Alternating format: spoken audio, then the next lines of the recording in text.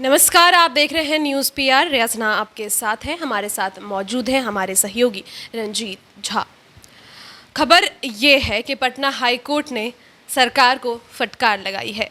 फटकार उसी मामले पे जिसके बारे में हम शुरू से बात करते आ रहे हैं कि किस तरीके से आंकड़े छुपाए जाते हैं, किस तरीके से आंकड़ों का आकलन चेंज कर दिया जाता है। जी हाँ, पटना हाई कोर्ट ने कहा है कि हमें आपके आंकड़ों पर भरोसा नहीं है, अपने आंकड़े आप अपने पास रखिए। ठीक यही शब्द पटना हाई कोर्ट के द्वारा कहे गए हैं। अब सवाल ये उठता है कि ऐसा क्यों?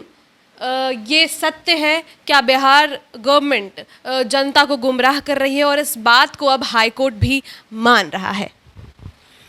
रिया, ये सवाल जो है हाई कोर्ट के द्वारा उठाया गया कि आपके तैयारियों पर हमें भरोसा नहीं है। सबसे पहले दर्शकों को यह क्लियर कर दें कि यह याचिका जो है जनहित याचिका थी, एक लॉ स्टूडेंट ने डाली थी, शिवानी नाम था शायद, और वो याचिका पिछले साल डाली गई थी, जिसकी सुनवाई कल की गई। क्योंकि बिहार में जिस हिसाब से कोरोना के हालात बिगड़ रहे हैं उसको लेकर के यह सुनवाई की गई थी। अब इसमें सरकार के जो नुमाइंदे होते हैं, आला अफसर होते हैं, इसमें डीजीपी हैं, स्वास्थ्य महकमे के प्रधान सचिव हैं और अन्य आला अफसरों को तलब किया गया था कि आप लोग आ करके हमें सफाई दें क्या है। तो ये लोग आगे हिसाब किताब लेकर के हमने ये कराए वो कराए। कोर्ट ने कहा कि बेहतर होगा कि यदि आप अपने आंकड़े अपने पास रखें, क्योंकि कोर्ट ने खुद यह अनुभव किया है। हमारे ही कोर्ट के कई जजों को यह चीज़ें फेस करनी पड़ी है कि आपकी तैयारियों की पोल वहीं खुल गई थी। तो ये कड़वा अनुभव है हमारे साथ। तो हमें ना बताएं कि आपने तैयारियां क्या क्या की। अब उस दिन 2 बार सुनवाई हुई। शाम में हुई, दिन में अफसर लोग आए, लेकिन वीडियो कॉन्फ्रेंसिंग के जरिए सुनवाई चल रही है। कोर्ट वर्चुअल है, क्योंकि आपको मालूम है कि हाल ही में पटना हाई कोर्ट के chief justice Sanjay Karol corona positive हो गए थे। इसके बाद जाकर के जब ये सुनवाई हुई तो सेकेंड शिफ्ट में जो है वो आए, इनके नुमाइंदे आए, बाकी लोग सरकार के वकील, बिहार सरकार के और केंद्र सरकार के वकील पहुंचे। इन लोगों के वो कोर्ट ने कड़ी फटकार लगाई। उन्होंने कहा कि 24 घंटे के भीतर आप जो है अपनी तैयारी पुख्ता करें, खास करके मैदानता और बिहटा वाला हॉस्पिटल चालू करवाएं, जिसके लिए बिहार सरकार ने सेना से मदद भी मांगी है कि डॉक्टर्स आएंगे। लेकिन सवाल यही उठता है कि पूछा गया कि ऑक्सीजन कम क्यों पड़ जा रहा है आपके यहाँ, बेड क्यों नहीं है, हॉस्पिटल फुल क्यों है। ये पिछले साल से ही उस छात्रा ने जो सवाल खड़े किए, क्योंकि वह भी समझ रही थी कि सरकार तो कह तो रही है कि हम बजट के पैसे जो है कोविड की तैयारियों में या कोविड पेशेंट पे खर्च कर रहे हैं, लेकिन वह हकीकत में ऐसा कुछ था नहीं। कई जगह पोल खुलती नज़र आई। तो अब सरकार जब ये लेके आई डॉक्यूमेंट्स के हमारे पास ये है, तो कोर्ट को भी भरोसा नहीं हुआ, क्योंकि सब लोगों ने अनुभव किया कि चीज़ें गड़बड़ हैं। वही चीज़ हुआ। अब हाईकोर्ट ने आदेश दिया कि ऑक्सीजन की कमी किसी भी सूरत में नहीं होनी चाहिए। इस पर जवाब मिला कि हम लोग झारखंड और बंगाल से ऑक्सीजन जो है इंपोर्ट कर रहे हैं, और वो सुधा दूध के डेयरी के से, हाँ, सुधा डेयरी के गाड़ी से वो ऑक्सीजन मंगाया जा रहा है। कोलकाता से मंगाया जा रहा है, बोकारो से मंगाया जा रहा है, और झारखंड के एक और शहर से मंगाया जा रहा है, जमशेदपुर से। तो आप समझ सकते हैं कि बिहार के पास अपना क्या स्टॉक भी नहीं है, क्या बिहार में ऑक्सीजन का भी उत्पादन नहीं है, क्या आप ऑक्सीजन भी तैयार नहीं कर पा रहे हैं, यहाँ पर सिलेंडर बना नहीं पा रहे हैं, तो सब आपको पड़ोसी राज्यों से ही मंगाना पड़ता है। तो आप क्या करते हैं?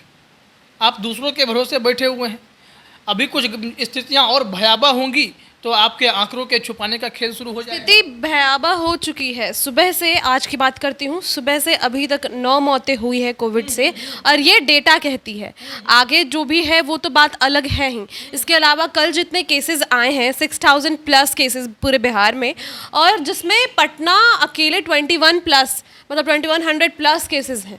तो सिचुएशंस तो अब गंभीर हो ही रहे हैं। कुछ दिन पहले बस एक खबर चला दी गई थी, और आई डोंट नो कैसे चलाई गई थी, क्यों चलाई गई थी, कि सिचुएशंस अंडर कंट्रोल है, जबकि सभी लोग मान रहे हैं। यहाँ तक कि आपने कल भी बताया कि किस तरीके से स्पीकर ने भी ये कहा कि सिचुएशन अच्छा नहीं है और इसके लिए सभी जनप्रतिनिधियों को आगे आना होगा। इसके अलावा अब हाईकोर्ट भी यह मानता है कि सिचुएशंस अंडर कंट्रोल नहीं है। आपने जो तैयारी की है और आप जो तैयारी के आंकड़े बता रहे हैं वो आप अपने पास रखिए। ये सेविस डायलॉग जो उन्होंने दिया है कि अपने आंकड़े अपने पास रखिए, हमें सच्चाई का पूरा पता है।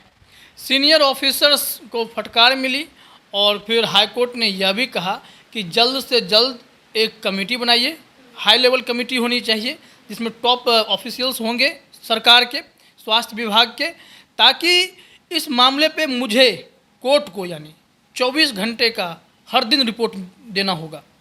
24 आवर्स हमें अपडेट दीजिए कि आप सदर अस्पताल में क्या कर रहे हैं, आप जिले के अन्य अस्पतालों में क्या कर रहे हैं, बड़े बड़े अस्पतालों में बेड की सुविधा कितनी है, मरीजों के साथ क्या हो रहा है, क्या उन्हें ऑक्सीजन मुहैया कराया जा रहा है नहीं, आइसोलेशन सेंटर, क्वारंटीन सेंटर, इन सब चीज़ों को लेकर के आप एक रिपोर्ट हमें हर दिन देंगे।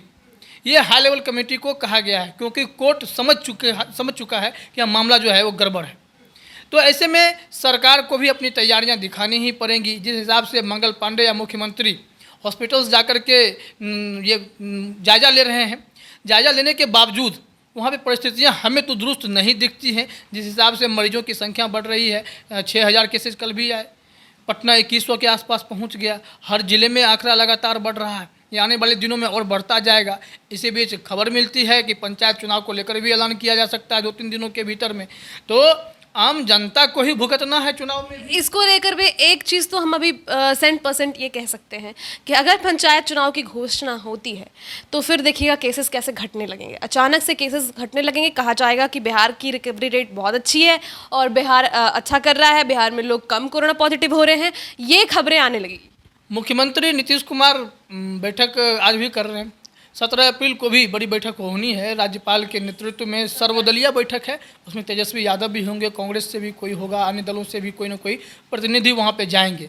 वहाँ पे एक बड़ा फैसला लिया जा सकता है, जैसे कि बड़े बड़े शहरों में, बड़े बड़े राज्यों में यह किया जा रहा है कि कोई नाइट कर्फ्यू लगा रहा है, तो कोई वीकेंड कर्फ्यू लगा रहा है, तो कोई अलग अलग तरीके से, मतलब लॉकडाउन का दूसरा रूप एक देने की, खुल के नहीं लगा सकते हैं। चूँकि एक दो बातें इसमें चलती हैं। एक बात यह है कि आर्थिक गतिविधि रुकने से लॉस हो सकता है, दूसरी बातें ये चलती हैं कि बंगाल में चुनाव चल रहा है, केंद्र सरकार अभी लॉकडाउन के पक्ष में नहीं है, क्योंकि अगर लॉकडाउन का ऐलान केंद्र के द्वारा किया गया तो बंगाल के चुनाव पे रोक हो जाएगी, वहाँ पर चीज़ें या तो वोटिंग करवा लिया जाए तो रैलियों पे रोक हो जाएगी।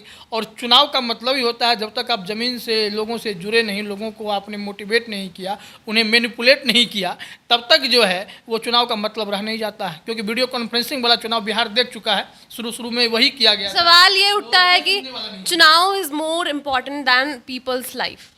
नहीं, ये होना ही नहीं चाहिए। आम लोगों की ज़िंदगी से बढ़कर के कुछ भी नहीं है। संविधान में कानून जो भी बना हुआ है कि अगर सरकारें नहीं चलती है तो 6 महीना के तक का एक्सटेंशन देने का एक रहता है, लेकिन उस पर सरकार विमर्श नहीं करती है, क्योंकि सबको पता है कि सत्ता 6 महीना डिले करेंगे तो जनता का मूड जो है वो बदल सकता है, पोल खुल सकती है। हाँ, तो रिस्क कोई सरकार लेती नहीं है। जिन्हें लगता है कि हम अभी मजबूत स्थिति में हैं, हो सकता है अगले 6 महीने में हमारे साथ कुछ ऐसा हो कि जनता के नज़र में हमारा इमेज ख़राब हो जाए, तो आने वाले दिनों में चुनाव को लेकर के हमारे पलड़ा जो है वो कम बेस हो सकता है, तो मुश्किलें बढ़ जाएंगी। लेकिन हम बात बिहार की करेंगे। बिहार में जिस हिसाब से स्थितियाँ भयावह होती जा रही हैं, कोरोना केसेज बढ़ रहा है, सप्ताह गृह में चीज़ें सामने आ रही हैं कि किस हिसाब से लगातार जो शवों को जलाया जा रहा है। रेट फिक्स कर दिया गया है, 10,500 रुपये टोटल लगेंगे अगर आपको एक कोरोना पेशेंट का शव जलवाना है, मतलब उनका अंतिम संस्कार करना है, तो आपको 10,000 कुछ रुपए लगेंगे। और ये बास घाट पर प्रॉपर पोस्टर। बात व्यवस्थाओं की ही हो रही है। हाईकोर्ट ने व्यवस्थाओं पर ही सवाल खड़ा किया है कि सरकार की व्यवस्था इतनी लचर क्यों है। इतने करोड़ों अरबों आप फूंक देते हैं तो ना आप शमशान घाट सही कर पा रहे हैं और न ही आपको अन्य जगहों पर, चाहे हॉस्पिटल की बात कर लें या प्रखंड स्तर पर जो भी चीज़ देख लें, वहाँ हर जगह स्थितियाँ जो है गड़बड़ दिखाई पड़ती हैं। तस्वीरें हमने यह भी देखी है कि किस तरीके से शमशान घाट पर जो कोविड पेशेंट के परिजन हैं वो गुहार लगा रहे हैं कि हमारे जो परिजन हैं उनका भी शव आप मतलब उनका भी अंतिम संस्कार करवा दीजिए। और शमशान घाट पर भी लाइनें लगी है। इसके अलावा अगर हम बात करते हैं आंकड़ों की, तो ये सवाल फिर से यह उठता है कि क्या उन आंकड़ों पर हम भरोसा करें जो एक्चुअली में हमें केसेस की जो जानकारी रोज़ मिल रही है कि 6,000 केस आए, 2100 केस आए या इतने डेथ्स हुए हैं, क्या ये सही है या फिर इसमें भी ओलझोल है? बिल्कुल ओलझोल होगा ही। पिछले साल एक वरिष्ठ पत्रकार हैं, पुष्य मित्र नाम है उनका, वो भी इस पर लगातार कवरेज दे रहे थे। उन्होंने महसूस किया कि जब से प्रत्यय अमृत स्वास्थ्य में विभाग में गए प्रधान सचिव बन करके, वहाँ से आंकड़ों का झोल शुरू हो गया। मीडिया की एंट्री बंद कर दी गई थी, रिपोर्ट आपको वही मिलेगा जो हम देंगे। आप अपने एंगल से कोई तहकीकात नहीं कर सकते हैं, कोई सवाल नहीं कर सकते हैं, और रिपोर्ट को घुमा कर पेश किया जाने लगा। पिछले 72 घंटे का रिपोर्ट दिया जाने लगा, तो कभी पिछले 48 घंटे का रिपोर्ट दिया जाने लगा। तो धीरे धीरे क्या हुआ ना कि आंकड़े कम दिखाए जाने लगे, सब कुछ छुपाया जाने लगा। जो शुरू में टेस्टिंग नहीं हो पाई थी, वो टेस्टिंग लाखों में पहुंच गई थी, और जो मरीजों की संख्या घटने लगी, बाद में इतना दिखा दिया गया कि बिहार का इम्यूनिटी सिस्टम इतना मजबूत है कि 99% जो है रिकवरी होने लगी है। तो ये सब एक माया जाल था, मिथ था, दिस वाज ऑल मिथ, ऐसा कुछ था नहीं। और सरकार भी आंख बंद करके चुनाव में बिजी हुई। उसके बाद स्थितियां जब बद से बदतर होने लगी हैं, तब पता चलता है आम लोगों को भी कि जो सरकार जो ऐलान कर रही थी, जो वादे किए जा रहे थे, जो पैसे देने की बातें हो रही थी, न किसी को ढंग से पैसा मिल पाया है, न ही सरकार जो प्रावधान करना चाहिए था, स्वास्थ्य में सुधार करना चाहिए था, जो हेल्थ सिस्टम है उसे इम्प्रूव करना चाहिए था, व्यवस्था करनी चाहिए थी, उन सब चीज़ों में गड़बड़ियाँ दिखाई पड़ने लगी। कुछ भी नहीं किया गया, जो जहाँ पर था भी वो तो बंद ही। पहले भी आप जानते हैं कि जो PHC होते हैं, प्राथमिक स्वास्थ्य केंद्र, जहाँ जहाँ होते हैं वहाँ पे महीनों महीनों डॉक्टर्स ही नहीं आते हैं, नर्स के हवाले छोड़ दिया जाता है। वो भी नर्स मन है तो आएगी, नहीं मन है तो नहीं आना है। आज के डेट में वो PHC भी जो है किसी वरदान से कम नहीं है। अगर वहाँ पे डॉक्टर के कोई तैनाती ढंग से हो जाए लोगों का इलाज करने के लिए, वैसे भी देश में डॉक्टर्स बहुत कम हैं, बिहार में तो बहुत ज़्यादा ही कम है। तो ऐसे में अगर इन लोगों के लिए व्यवस्था नहीं की जाएगी तो स्थितियाँ बद से बदतर हो सकती हैं राज्यों में। अब विधायक नेता सबको आप देख ही रहे हैं, हर कोई न कोई कोरोना पीड़ित हो जा रहा है। बड़े बड़े अफसर जब नहीं बच रहे हैं, वो एम्स में जाके भर्ती हो जा रहे हैं, उनके लिए तो जगह बुक है ना, उन्हें तो कोई रोक नहीं सकता है। लेकिन आम लोगों की चिंता हाईकोर्ट को है, सरकार को है। तो अगर सरकार को वाकई में इसकी चिंता है, जिस हिसाब से हाईकोर्ट ने संज्ञान लिया है, सरकार जो दावा करती है कि हम लगातार टेस्टिंग बढ़ा रहे हैं, हम हॉस्पिटल में बेड बढ़ा रहे हैं, अगर वाकई में चिंता है तो ये तैयारियां पहले क्यों नहीं हो गई थी? 1 साल के बाद जो जनहित याचिका की सुनवाई हो रही है, उस पर कल सुनवाई फिर होनी है, और उस सुनवाई में जो है DM और SP को भी तलब किया गया है। इससे पहले DGP को बुलाया गया था, लेकिन इस बार DM SP को तलब किया गया है कि आप जिला स्तर पर क्या तैयारी कर रहे हैं, क्या आम लोग जो वहाँ पे कोरोना पीड़ित पाए जा रहे हैं उनका समुचित इलाज हो रहा है, उनको भटकना तो नहीं पड़ रहा है ऑक्सीजन सिलेंडर के लिए या किसी भी दवाई के लिए भटकना तो नहीं पड़ रहा है। सच्चाई तो यही है कि भटकना तो पड़ ही रहा है। हॉस्पिटल के बाहर लोग दम तोड़ रहे हैं, परिस्थितियाँ तो बद से बदतर होती जा रही हैं। सुधार कैसे होगा इस चीज़ में, ये सबसे बड़ा सवाल है। और पटना हाई कोर्ट की लताड़ के बाद हो सकता है सरकार संज्ञान ले या कान में तेल डाल करके सो जाए, कौन जानता है।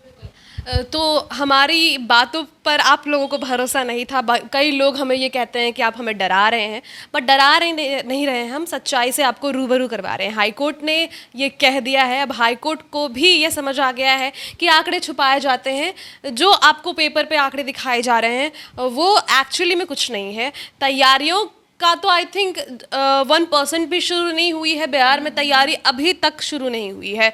वो बस कह देना माइक पे आके कि हमने ये किया, हम प्रयास कर रहे हैं, ये महज बातें ही है। और अब यह समझ आ रहा है हम लोगों को, आप लोगों को हम यही बात समझाने की कोशिश कर रहे हैं कि अब किसी पे हमें भरोसा नहीं करना है। हर वीडियो में हमने आपको कहा है कि अब एक्चुअली सही मायने में आत्मनिर्भर बनना है। हम मोदी जी के आत्मनिर्भर बनने की बात नहीं कर रहे हैं, एक्चुअली में आपको अब खुद का ख्याल बेहतर तरीके से रखना है। हाई कोर्ट के आदेश के बाद तो कम से कम आपको मान ही लेना चाहिए कि आपकी सुरक्षा अब सिर्फ आपके हाथ में है। हमने देखा है बड़े से बड़े लोग जब बीमार पड़ते हैं तो कोई पैरवी काम नहीं आता है, क्योंकि हॉस्पिटल में सुविधा ही नहीं है। अगर आपको खुद को बचाए रखना है तो अपने आप को सुरक्षित रखें। ज़रूरी हो, बहुत ज़रूरी हो तभी निकलें जब काम हो, नहीं तो घर में रहें, सुरक्षित रहें, जान बचाएं। कोरोना से बच गए तो ज़िंदगी से भी जंग लड़ते। एक और अहम जानकारी इसके साथ मैं आपको देना चाहती हूँ कि ये वायरस बहुत डेडली है।